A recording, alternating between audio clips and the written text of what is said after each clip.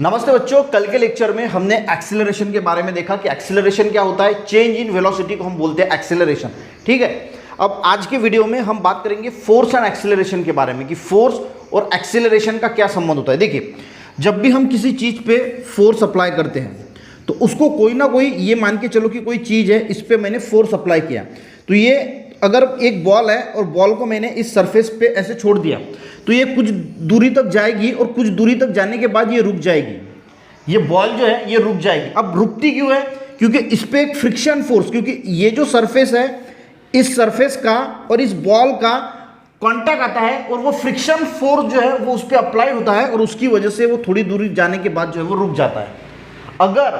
अगर ये friction force नहीं होता तो क्या होता है? अगर ये फ्रिक्शन फोर्स ही नहीं होता तो अगर हम इस बॉल को छोड़ते तो ये चलता ही रहता, मोशन में है तो मोशन में रहता, और अगर रुका हुआ है तो अगर हम इस पर कोई फोर्स नहीं लगाते तो ये स्टेशनरी ही रहता। तो कहने की बात मैं क्या बोलना चाह रहा हूं कि अगर कोई ऑब्जेक्ट पे अपोजिट फोर्स नहीं लग रहा, अपोजिट कहते हैं फ्रिक्शन फोर्स, हमने ये फोर्स अप्लाई किया, उसके ऊपर एक फ्रिक्शन फोर्स लग रहा है, फ्रिक्शन की वजह से वो रुक जाता है।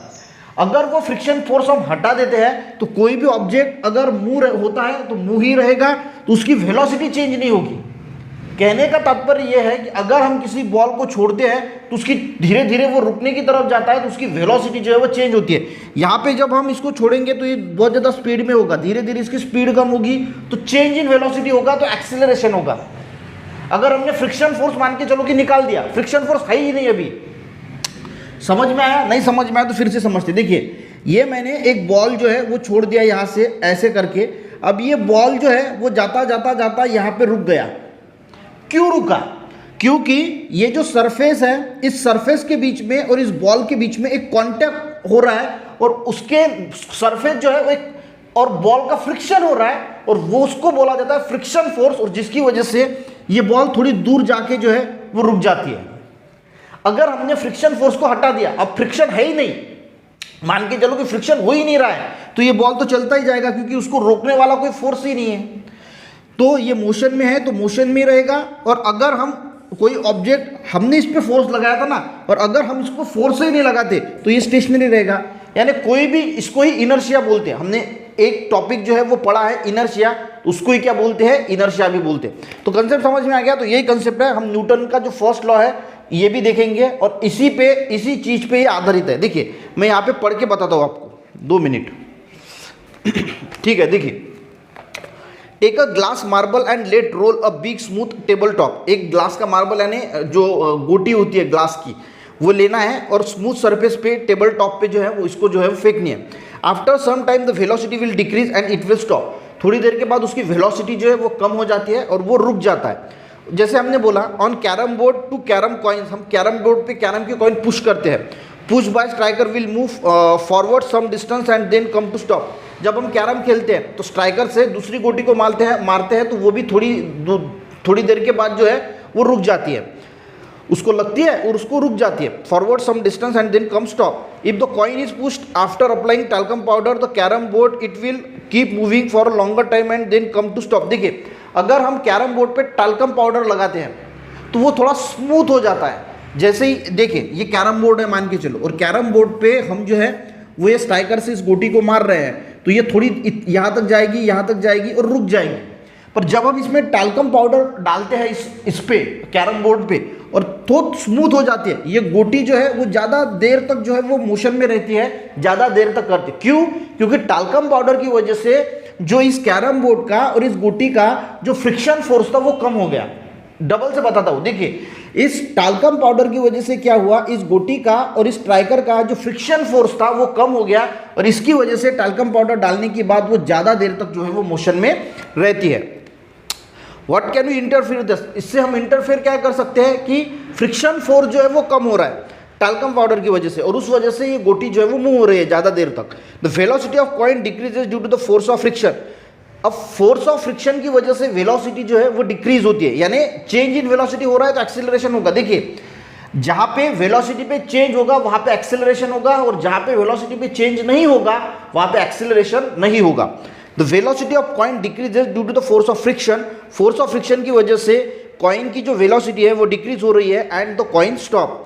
If the friction between carrom board and coin is reduced, अगर हमने कॉइन के बीच में और कॉइन का जो कैरम बोर्ड है और कॉइन के बीच का जो फ्रिक्शन फोर्स है उसको रिड्यूस किया, कम किया, then the coin keep moving for a longer time.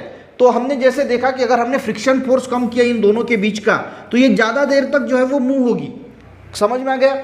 It would mean that no force of friction is acting on moving body.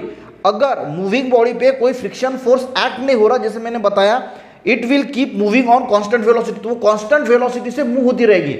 अब रुकती क्यों है? रुकती है क्योंकि फ्रिक्शन फोर्स उस पर अप्लाइड होता है। फ्रिक्शन यानी जो कांटेक्ट हो रहा है दोनों के बीच में, वो फोर्स अप्लाई होने की वजह से वो गोटी कुछ दूर जाने के बाद रुक जाती है। अगर फ्रिक्शन फोर्स को हम हटा देते हैं तो वो कांस्टेंट वेलोसिटी से मूव ही होती रहेगी, वो रुकेगी नहीं। ठीक है। The scientist sir Isaac Newton was the first study force and resulting acceleration. ये सबसे पहले किसके ध्यान में आया? ये आया आइजैक न्यूटन सर के ध्यान में कि अगर हम फ्रिक्शन फोर्स को निकाल देते हैं तो कोई भी चीज़ जो है वो अगर मोशन में है तो मोशन में रहेगी, और अगर स्टेशनरी है, क्योंकि स्टेशनरी हम फोर्स अप्लाई करते हैं तभी तो वो मोशन में जाती है, तो अगर फोर्स अप्लाई नहीं करोगे तो वो जैसी है वैसी ही रहेगी। स्टेशनरी है तो स्टेशनरी रहेगी, फ्रिक्शन फोर्स को हटा देते हैं तो वो मूविंग ही रहेगी। ये सबसे पहले सर आइजैक न्यूटन के ध्यान में आया। Newton first law of motion क्या बोलता है? देखिए, ये इनर्शिया पे डिपेंड है। If no force is acting on body, अगर हमने बॉडी पे कोई फोर्स एक्ट नहीं किया, its velocity does not change, तो उसकी वेलोसिटी चेंज नहीं होती। वेलोसिटी यानी समझ में आ गया ना? देखिए, इसीलिए आपको प्रीवियस वीडियो देखना पड़ेगा, उसमें मैंने distance, displacement, velocity, speed, average velocity, acceleration सारा पढ़ाया है। तो देखिए ये क्या बोल रहा है पहला law, if no force is acting on body, अगर बॉडी पे कोई फोर्स एक्ट नहीं होगा, its velocity does not change, तो उसकी वेलोसिटी चेंज नहीं होगी। That is the body does not accelerate, अगर वेलोसिटी चेंज नहीं होगी तो एक्सेलरेशन नहीं होगा, क्योंकि एक्सेलरेशन क्या है? Change in velocity. हम चेंज इन वेलोसिटी को ही एक्सेलरेशन बोलते हैं। अगर वेलोसिटी चेंज नहीं होगी तो एक्सेलरेशन भी नहीं होगा। In other word, if body stationary, दूसरे शब्दों में अगर हम बोले, अगर कोई बॉडी स्टेशनरी है तो इट विल रिमेन स्टेशनरी। अगर स्टेशनरी है तो वो स्टेशनरी रहेगी, मूव कर रही है तो मूव करेगी, अगर हम इस फ्रिक्शन फोर्स को हटा देते हैं। ठीक है। If it is motion, it will continue moving with the same velocity and same direction. अगर हम फ्रिक्शन फोर्स को हटा देते हैं, if the motion will continue moving the same velocity and same direction, तो सेम डायरेक्शन में वो move होती रहेगी। तो यहाँ पे उनका बोलना क्या है कि अगर हम फोर्स अप्लाई नहीं करते किसी बॉडी पे, तो अगर वो स्टेशनरी है तो स्टेशनरी रहेगी, और अगर हम फ्रिक्शन फोर्स को हटा देते हैं तो वो मूविंग है तो सेम डायरेक्शन में मूव होती रहेगी, उसमें कोई वेलोसिटी में चेंज नहीं आएगा। तो वहाँ पे चेंज अगर वेलोसिटी में नहीं आएगा तो एक्सेलरेशन भी नहीं होगा। समझ में आ गया? कंसेप्ट क्या है फ्रिक्शन फोर्स का? है कि कोई भी ऑब्जेक्ट रुकता क्यों है। हम ये देखिए, ये मैंने यहाँ से यहाँ सब पुश किया, थोड़ी देर के बाद ये रुक गया, अब रुका नहीं, रुक गया। ठीक है। तो ये रुका क्यों? क्योंकि इस बुक में और इस पेन में फ्रिक्शन हो रहा है। तो जितना अभी ये स्टेशनरी था, अब ये स्टेशनरी था, मान के चलो मैंने फोर्स अप्लाई किया तब ये मूव हुआ। अब इसके बीच में और इस पेन के बीच में और बुक के बीच में जो फ्रिक्शन फोर्स होता है उसके वजह से ये रुक जाता है थोड़ी देर के बाद। ठीक है। अगर इस फ्रिक्शन फोर्स को मैंने हटा दिया तो ये सीधा चलते ही जाएगा, चलते ही जाएगा। अब ये गिर जाएगा नीचे, पर अगर मान के चलो कि ये सीधा सरफेस है तो वो चलते ही जाएगा। यही न्यूटन का फर्स्ट लॉ ऑफ मोशन है। समझ में आ गया? अब देखते हैं आगे। यू है, आप एक बार समझने के बाद एक बार और पढ़ लेना ताकि आपको अच्छी तरीके से समझ में आएगा। If we have learn that it, अब 1 न्यूटन फोर्स किसको बोलते हैं? देखिए, if you have mean the by force you have seen that the body is accelerate due to the force. Body accelerate क्यों होती है? क्योंकि हम उस पर फोर्स लगाते हैं, तो थोड़ी देर के बाद वेलोसिटी चेंज होती है तो बॉडी एक्सेलरेट होती है।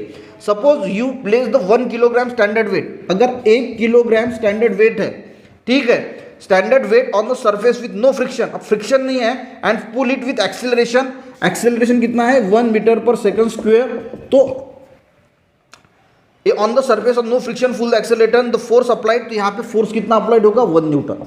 देखिए, अगर 1 kg का ऑब्जेक्ट है और उसको अगर हमने 1 मीटर पर सेकंड स्क्वायर से एक्सेलरेट किया तो जो फोर्स लगता है उसको बोला जाता है 1 न्यूटन।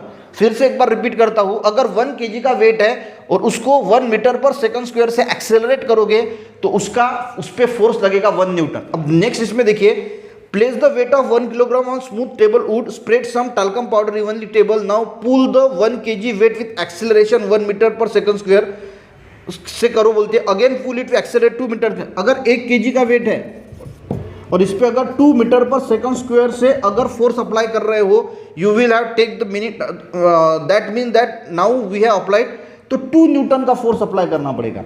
देखिए 1 kg का अगर हम 1 मीटर पर सेकंड स्क्वायर का फोर्स अप्लाई कर रहे हैं तो उसको 1 न्यूटन फोर्स अप्लाई करना पड़ेगा। वही अगर 1 kg का ऑब्जेक्ट है और 2 मीटर पर सेकंड स्क्वायर से अगर हम उसको पुल कर रहे हैं, एक्सेलरेट कर रहे हैं, तो एक्सेलरेशन के लिए यहाँ पे 2 न्यूटन फोर्स अप्लाई करना पड़ेगा। यानी यहाँ पे ये दिया है कि 1 kg का ही ऑब्जेक्ट है, सब पहले इस पे हमने 1 मीटर पर सेकंड स्क्वायर का एक्सेलरेशन किया तो कम लगा, फोर्स कम लगा, पर ज़्यादा अगर एक्सेलरेशन किया तो 2 न्यूटन का लगा। तो ऐसे मेनी ट्रायल्स आपको जो है वो करने हैं। We have learn that next इसमें फोर्स, डिस्प्लेसमेंट एंड वर्क जो है वो इसको पढ़ने की कोशिश करेंगे। तो आज के इसमें हमने फोर्स एंड एक्सेलरेशन के बारे में पढ़ा कि एक्सेलरेशन और फोर्स कैसा होता है, फ्रिक्शन फोर्स के बारे में पढ़ा 1-2 बार, और ये भी इंपॉर्टेंट है, ठीक है।